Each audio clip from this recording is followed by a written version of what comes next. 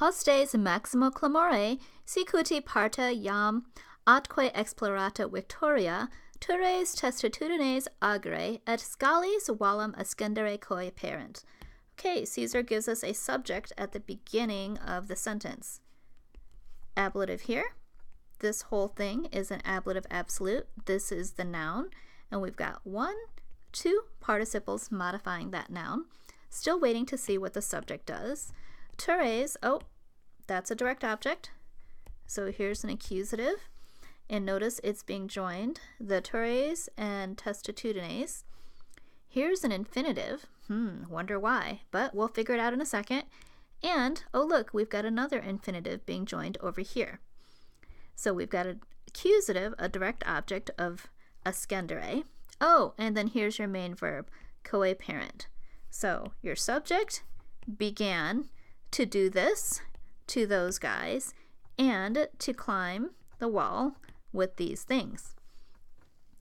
At tanta militum virtus, atque ea praesentia animi fuit ut. Okay, we're going to stop there. Hold on a second.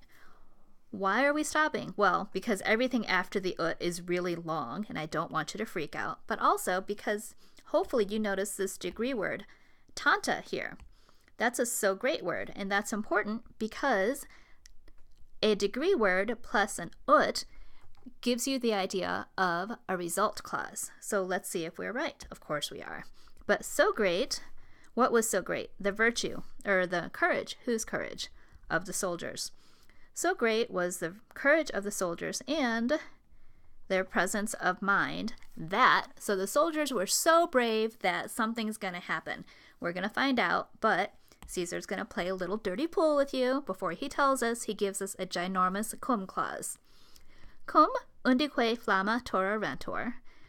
So great was their courage that, although torrentur is your passive verb, that's why flamma is ablative on all sides. They were being tormented by flames on all sides. Well, although this was happening, they were still brave. And look, here's another passive verb. So we've got passive verb 1 with an ablative here, and passive verb 2 with an ablative here. Telorum, of course, is genitive, modifying the crowd. So they were being tormented and they were being pressed. And what else? Although they were being tormented and pressed, sua omnia impedimenta. That whole thing is accusative, and it's joined by the atque to these. So whatever it is, it's all their stuff and their wealth. I wonder why it's accusative. Oh, well, we've got an infinitive here, conflagrare. So what we have here is Caesar sneaking an indirect statement in here. So this whole thing is an indirect statement. And we know that because intelligerent is a verb that introduces an indirect statement. So although they were being torrentur by flames, and although they were being pressed by this, and although, number 3, this verb,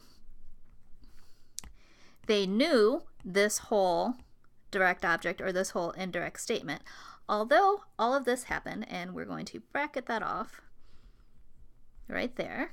That's a ginormous concessive clause, but we're still waiting for the result of the great courage up here. So great was the courage that, what did they do despite everything in the brackets? Non modo de migrandi causa.